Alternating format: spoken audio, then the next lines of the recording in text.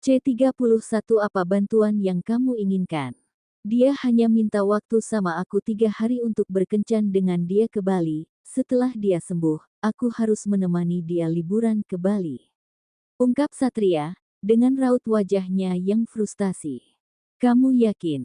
Tanya Aldo. Enggak. Satria meletakkan gelas jus di depannya, lalu melihat Aldo dengan intens. Apa bantuan yang kamu ingin aku lakukan untukmu? Aldo langsung bisa menebak apa yang dipikirkan Satria.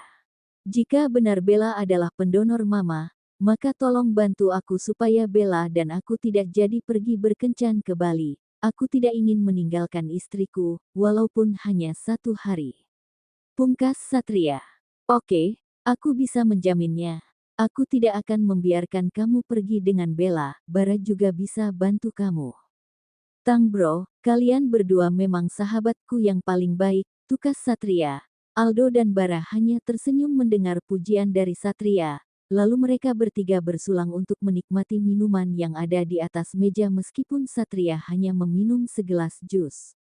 Di kediaman Purna, Azizah yang sudah bangun langsung mencari keberadaan sang suami, namun, ia tidak menemukan sosok Satria dimanapun. Nyonya cari tuan. Tanya Biatun, saat melihat Azizah yang kebingungan menelusuri rumah Purna. Iya benar Bibi melihatnya. Azizah berbalik bertanya. Tadi tuan berpesan, kalau Nyonya mau makan, bisa duluan, karena tuan pergi untuk menemui Tuan Aldo, ada pekerjaan penting. Pekerjaan? Malam-malam begini. Begitu yang disampaikan tuannya. Baiklah Bibi boleh lanjut kerja. Permisinya. Ting, tong. Sepertinya itu tuan, ucap Biatun, yang ingin membuka pintu. Biarkan saya saja yang membuka pintunya. Baiknya. Azizah segera pergi ke arah pintu depan, untuk membuka pintu. Ceklek, kenapa lama sekali Mas? Sayang, maaf aku pikir tadi Biatun, sudah makan. Tanya Satria, yang menggandeng pinggang Azizah. Belum, aku menunggu Mas pulang. Ayo kita makan. Mereka berdua segera berjalan ke arah meja makan. Di sana semua hidangan sudah disediakan, tinggal makan saja. Biatun juga sedang membantu Rani untuk membereskan dapur. Keesokan paginya, Azizah mempersiapkan baju kerja Satria, dan juga membantu mengambil semua keperluan suaminya. Hari ini kamu tidak perlu ke kantor. Kamu istirahat saja, kamu harus jaga kesehatan, supaya kita bisa program hamil secepatnya. Ujar Satria sembari mengelus perut buncit sang istri. Iya mas suami, bawel seperti biasa. Bawel juga demi kesehatanmu sayang. Satria kembali menyentuh kepala Azizah, entah kenapa dia paling senang mengusap rambut Azizah. Sayang, masukkan proposal itu ke dalam tas kerjaku. Karena hari ini aku ada meeting di kantor, dan itu meeting perihal tender yang menang 1 minggu lalu. Banyak kolega bapak yang ikut meeting, doakan meeting hari ini lancar sayang. Amin, Azizah membantu Satria memasang dasi. Sayang, kamu terlihat seperti orang linglung, apa ada yang ingin kamu minta atau katakan? Apa kamu butuh uang? Kalau kamu butuh uang, aku menyimpan uang di dalam brankas di lemari bajuku yang paling ujung, kamu bisa mengambilnya di sana, kata sandinya akan kukirim ke ponselmu. Bukan, aku enggak butuh uang mas, butuh pun enggak banyak, cukup keperluan kita saja, tapi, karena semua sudah dibelanja Rani, aku sudah tidak perlu uang lagi. Jadi apa yang sedang kamu pikirkan? Mas, aku ingin menengok ibu lagi. Aku menerima pesan dari ibu, katanya ibu kurang sehat, bolehkah aku pergi untuk menemui ibu? Aku hanya pulang 3 atau 5 hari saja mas. Apa harus hari ini? Tanya Satria, sebenarnya ia enggan memberi izin kepada Azizah. Iya mas, aku janji aku akan segera kembali, aku khawatir sama ibu, karena ibu tinggal sendiri, aku takut terjadi apa-apa dengan ibu. Ungkap Azizah. Minta sopir untuk mengantar ke sana, jangan pulang sendiri, maunya aku mengantarmu, tapi hari ini ada meeting paling penting di kantor. Satria terlihat begitu cemas, ia khawatir membiarkan Azizah pulang sendiri, tapi ia juga tidak bisa ikut bersama dengan Azizah. Mas, aku bisa sendiri. Mas tidak perlu khawatir, insya Allah semua akan baik-baik saja. Baiklah, tunggu di sini. Satria segera berjalan ke arah lemarinya. Azizah melihat Satria yang membuka lemari, dan membuka brankas. Tak lama kemudian pria itu menghampiri Azizah kembali, dan membawa uang 1 ikat dan Satria memberikan uang dengan nominal 10 juta kepada Azizah untuk ongkos pulang. Mas, ini terlalu banyak. Apa ini kurang? Sayang bawalah 2 ikat ini untukmu, aku yakin kamu memerlukannya. Bawa ibu berobat, dan berikan pengobatan yang terbaik buat ibu. Jika kurang kamu bisa menghubungi kapan saja, aku akan membiayai semua pengobatan ibu. Mas, ini lebih dari cukup, ibu sendiri punya tabungan untuk pengobatan, mas tidak perlu repot-repot. Kamu adalah istriku, dan ibu kamu adalah mertuaku, dia juga ibuku, tapi, aku minta maaf kali ini aku tidak bisa mengantarmu, hari ini ada meeting, besok mama ada jadwal operasi. Ujar Satria dengan wajah lesu.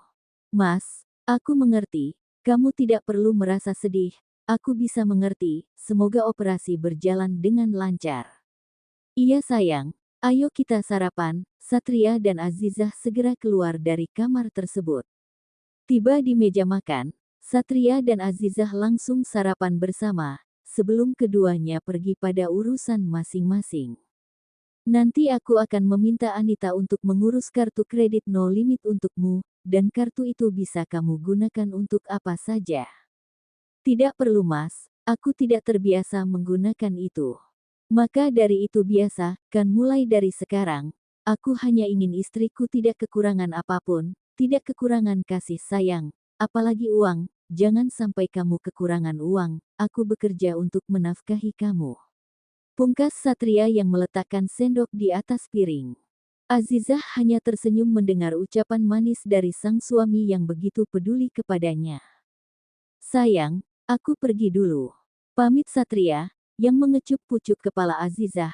Satria melarang Azizah untuk mengantarnya ke depan, karena Azizah belum selesai sarapan.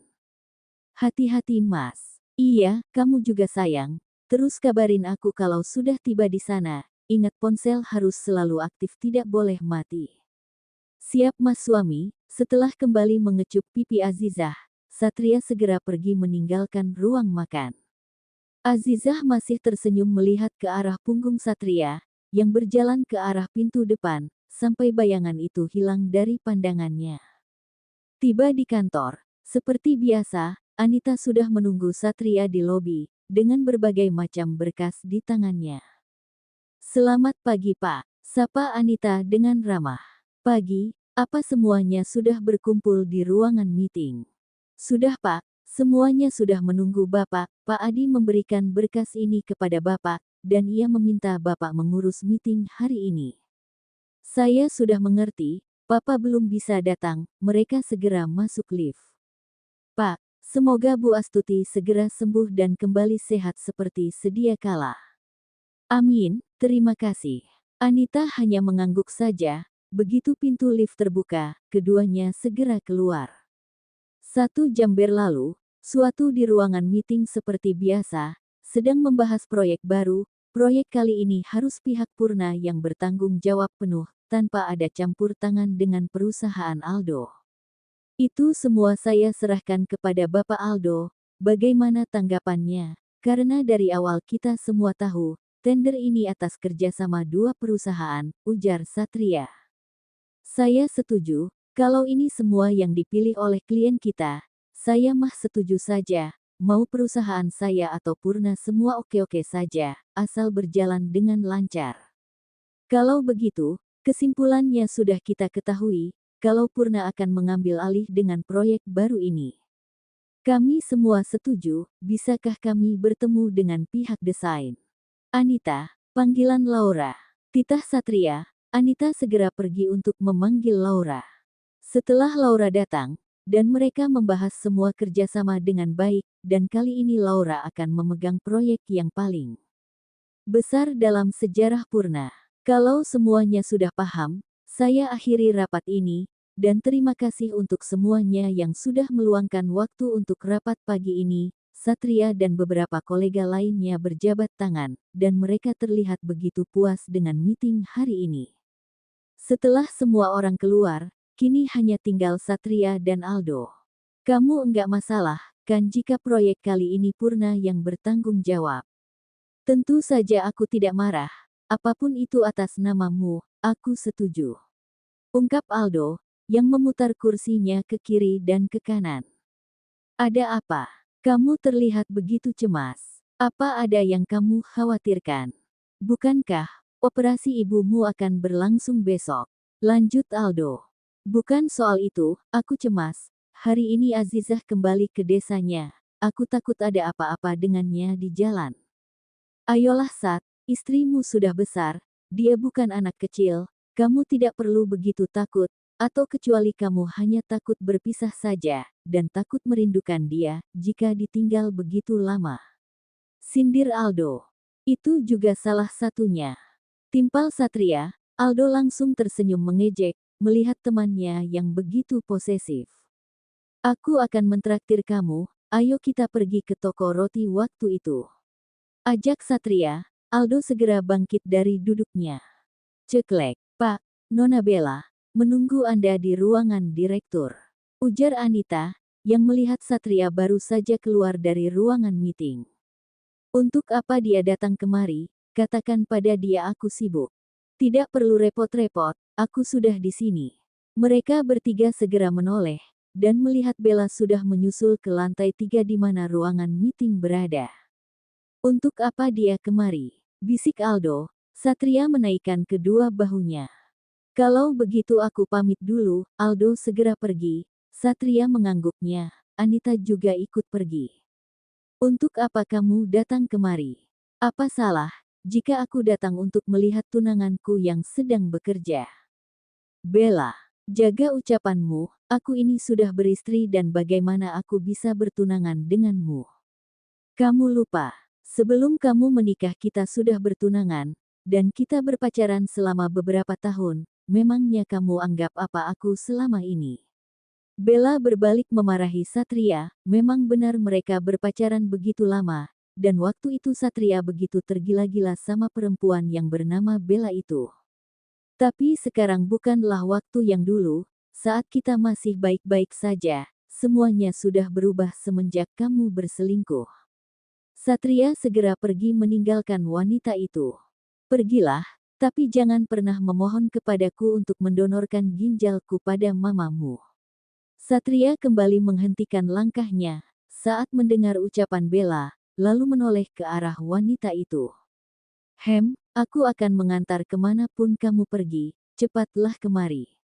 Dengan begitu malas, Satria harus bersabar demi kesembuhan sang ibu. Dengan raut wajah yang penuh kemenangan, Bella langsung menghampiri Satria di depan lift. Jaga sikapmu, aku setuju padamu, karena mama. Ucap Satria, saat Bella ingin memeluk lengan Satria. Aku tidak peduli, di sini hanya ada kita. Bella masih memaksa untuk menempel pada Satria, membuat pria ini semakin geram dan ingin melemparnya dari atas gedung Purna. Tiba di lobi, dengan pedenya Bella terus saja menempel pada Satria, sehingga semua mata kini tertuju ke arah mereka berdua. Sampai di tempat parkir, Bella dan Satria langsung masuk ke dalam mobil. Kamu mau kemana? Tanya Satria.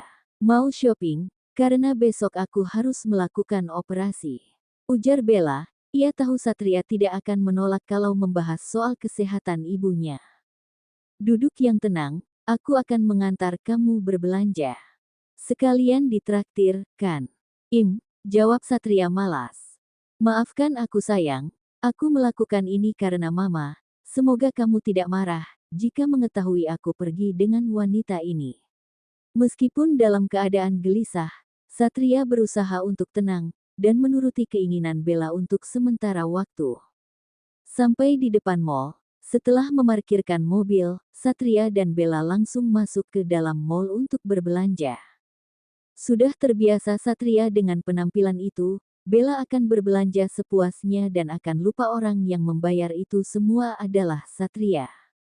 Kamu tetap matre seperti biasanya, cibir Satria. Heeh, ini belum ada apa-apa dengan apa yang kulakukan untuk mamamu. Satria mengepalkan tangannya lagi saat Bella membahas Astuti. Setelah melakukan pembayaran, Bella masih meminta Satria untuk mentraktir, kan semua makan kesukaan dia, dan itu membuat Satria heran. Bukankah dokter melarangmu untuk memakan es krim?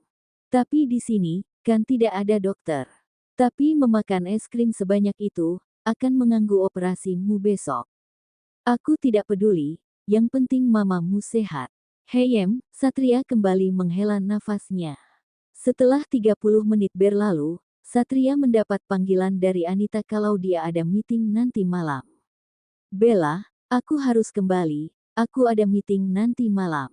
Aku ikut. Tidak bisa, ini meeting tertutup, kamu tidak bisa ikut, aku akan mengantar kamu pulang lebih dulu. Oke, sahut Bella dengan wajah penuh kemenangan.